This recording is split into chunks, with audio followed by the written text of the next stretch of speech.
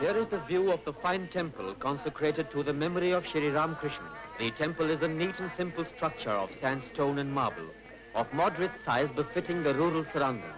It is surmounted by a shivling, which reminds one of the vision which Chandramani Devi had in the nearby Shiva temple.